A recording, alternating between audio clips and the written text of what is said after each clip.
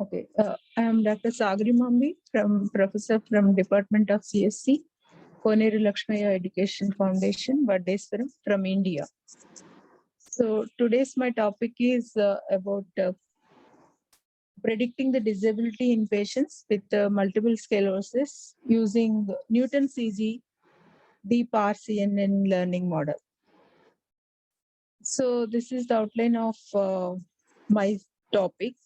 So I will just show you about abstract and introduction, and this is a survey research article. So some literature survey and the gaps we identified through the literature, and the objectives, methodology, analysis, and some conclusion finally. So here our study proposes a novel approach for predicting the disability of the patients who are suffering with the multiple sclerosis using the Newtoncg-Deep Rcnn deep learning model. So actually, MS is a neurological disorder which affects the central nervous systems and causes various disabilities. So neurologists and radiologists are required to decide and identify the disease and the progression of the disease, and at the same time to find out whether there are any relapses or not. So here this model will assist the healthcare professionals for identifying the conditions and what is the position of the patient, and how many days he may be again relapse. So the main aim of this model is to help the healthcare professionals. So here we implemented this model by using deep region-based convolution neural network, which scans the MRI images and predict the level of the disability. So the level of the disabilities may be having various scales from 0 to 7. And among those disabilities, it will predict what is the level of the disability, and also identify the lesions where the shape of the lesion and the density of the lesion, where actually the patient is suffering, which area they found the lesions. So here we are using the Newtoncg optimizer also to optimize and tune our model. So here we are having 60 to 100 patients we have collected, and using those patients' data, we have implemented this model. So as I said, this multiple sclerosis is a chronic autoimmune disease and which affects the central nervous systems. And mostly it observes in women age between 20 to 40. So to detect this and to diagnose this, MRI scans are best suitable. So where they can identify 90% of the disease and the progression of MS.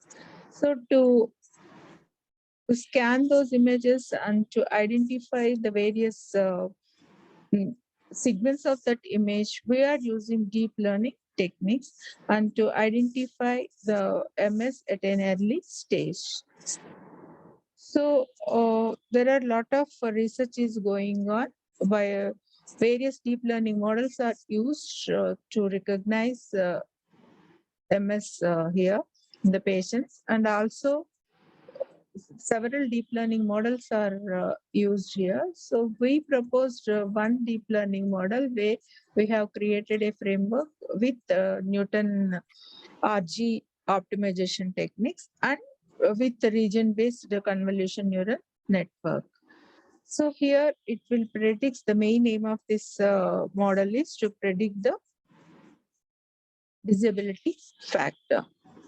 So this is the survey of the literature. We observed various papers starting from 2008 to 2022. So here we observed some of the scientists, researchers are working on this.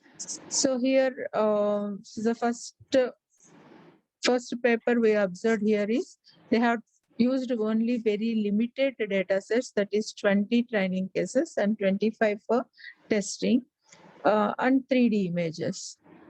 And later on, I have studied some of the papers which worked with brain tumors also, so that to identify how the images are segmented and how they are applying the segmentation process.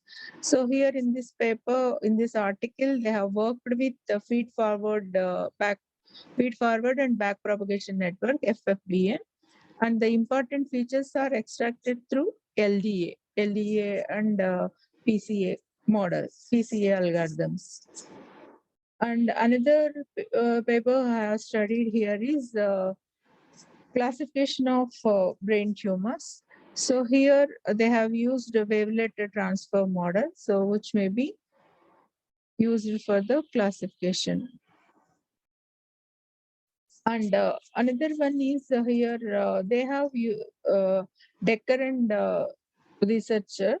They have worked with the progression, so predicting the clinical progression. So after once they got identified as a multiple sclerosis, so 6 to 12 years gap, they have collected the images and identified the progression levels. So this helps me to very lot to get the score of progression here. So the score is measured with EDSS scores. So as I said, it is in between 0 to 7 here. So whether it may be either 0 or 7, we can predict by using our model. And next, some of the other scientists researchers are also working on this using various models like MS-LAST and UNet and fully conventional neural networks. So though they are using the various models here, so I identified the research gaps like these models, as we observed. Some of the models are using some statistical methods like LDA and PCA, and SPS is also used to analyze the relations between those variables and also identify which are the extracting the features. But here, these models are not performing very well. So, but here we are going to use deep learning model so that we can implicitly extract the features by using convolution neural network and also region-based convolution neural network model. So here the limitations we observed are the lack of accuracy and mostly dependency on the clinical assessments. So not only based on the images. So suppose if you are not able to assess clinically, so that also leads to the wrong treatment. And limited predicting factors like age, sometimes disease durations. So these are not collected, then automatically the complexity of the performance of the model will reduce. And some clinical and demographic factors are also influencing the disability progression. So this data is not included in most of the studies. So here we are including both clinical features and also the images to predict the lesions and identifying the lesions and also to identify the disability progression. So these are the objectives of the study. First, we have to find out the lesions using the segmentation techniques, region-based segmentation techniques of the brain, MRI brain images. And next objective is to find the patterns of the lesions in T1, T2, and flayed sequences of MRI. And third one is to find the progression scope. So these three are the main objectives. And this is the methodology we done. So we collected first for the training, we used 60 patients. So among 100, we used 60 patients MRI images for training. And then later on, we pre-process the images. So remove the noise and various shaped images are standardized into one particular shape.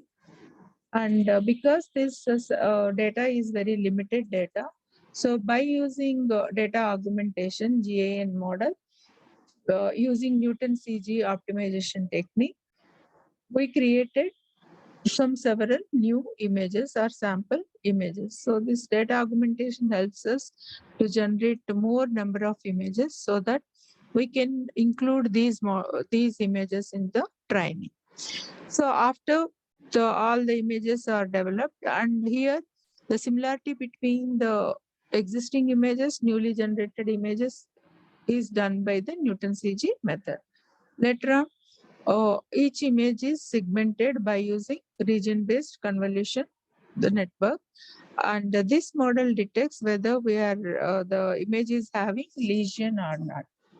So once lesion is detected, we have to find the patterns. So here the lesion can be observed in T1, T2, and the flare sequences. So we have to identify the patterns. Mainly the lesions can be observed from MS, MS in only white matter of the brain. So we can exclude gray matter and also the centrifugal fluid from the brain images. Only now from now onwards, we concentrate on only the white matter. So when we observe lesions in white matter, so once we observe the lesion here, so this may be identified through different sequences in T1, T2, and flare. So here we can find out the shape, uh, and also the region progression, and where we can find the area of the lesion. So all these things can be observed in this step. So later on, after using patterns, we can identify the progression also. For progression tracking, we need long data, like so from years data, we have to require like 6 to 12 years data. Minimum 6 years data is required to identify the progression. So finally, we predict the disability score based on this progression. So the same thing I have just mentioned. So how we have collected the data from various uh, patients, and not only the images, but also we have collected the relapse history, disability score, and all the remaining treatment information. Because here the disability score is not only assessed by images, but also by using the clinical features. So just I elaborated all these methodologies here. So this images, as we can observe the various sequences, we can observe. T1 is one sequence where we can observe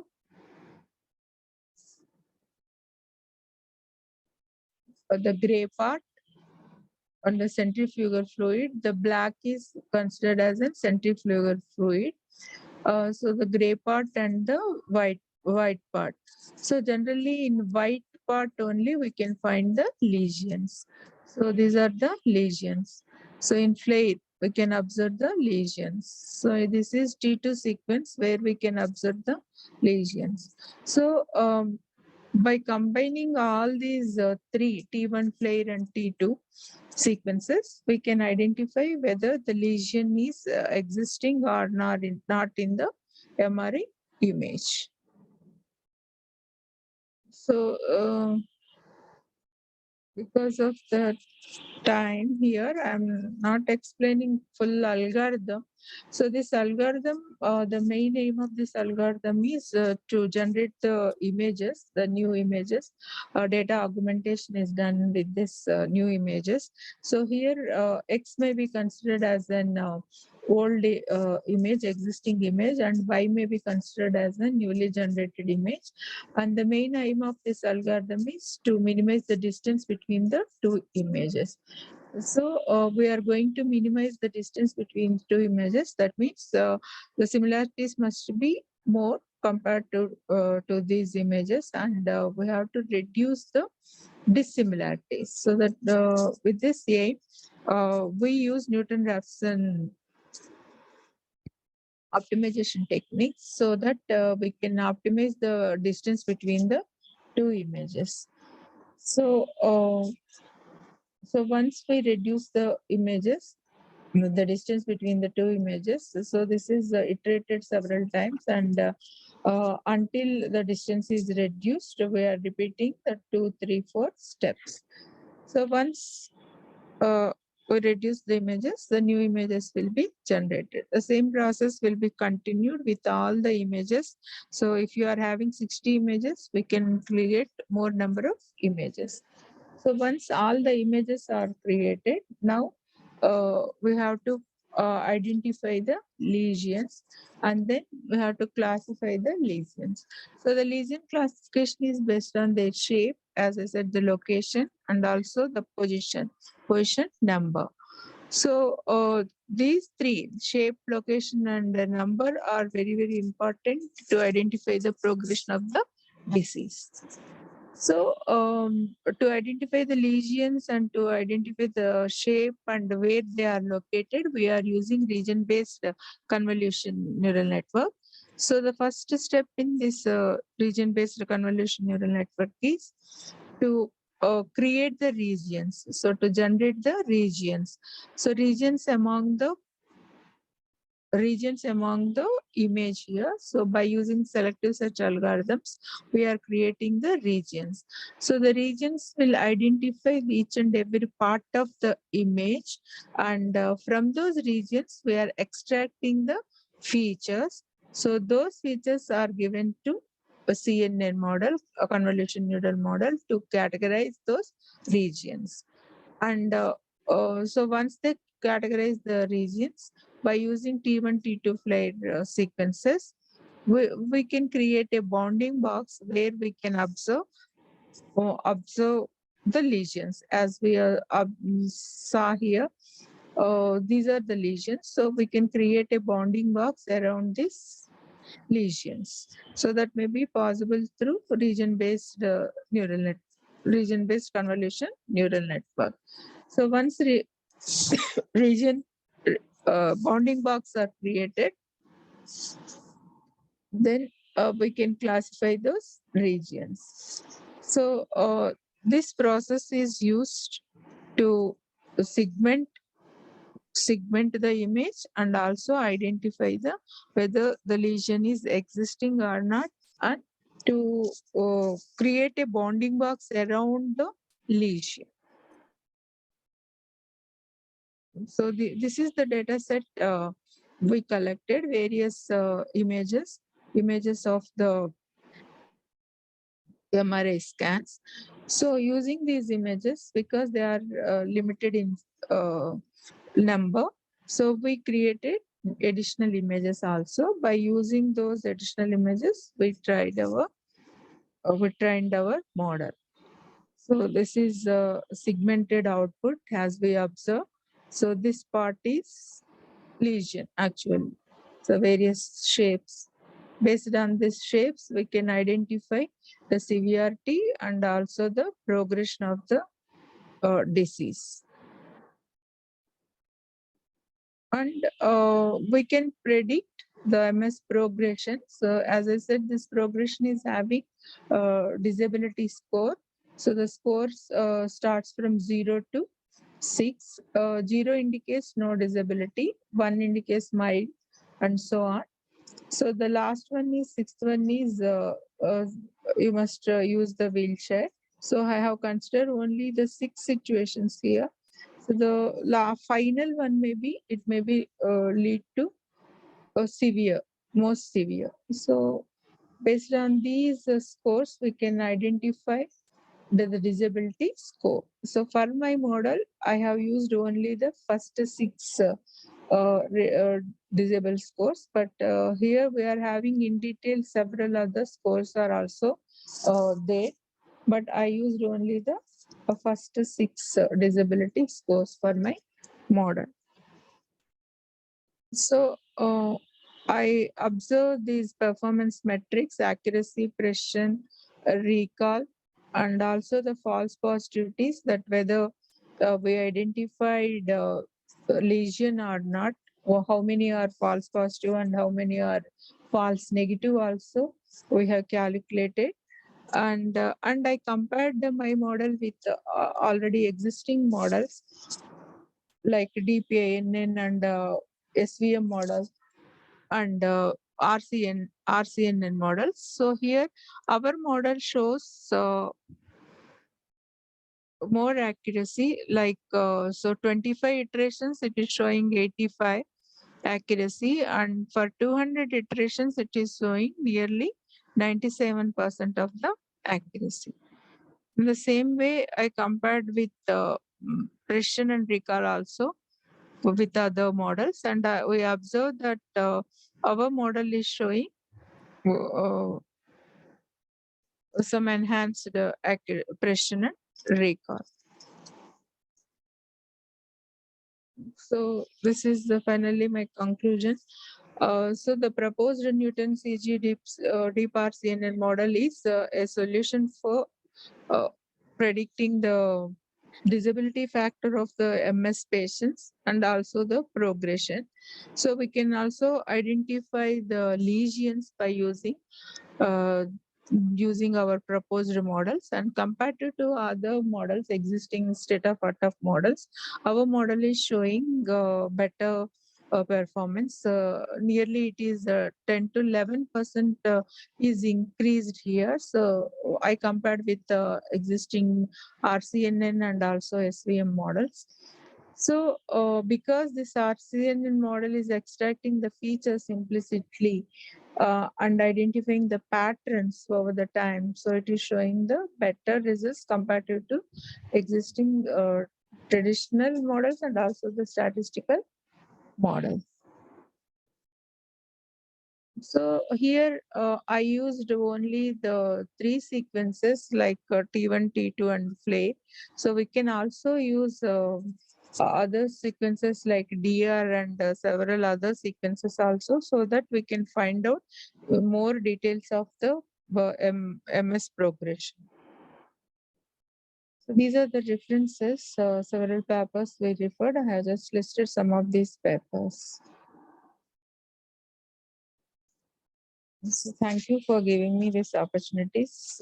If they are having any questions, you may ask.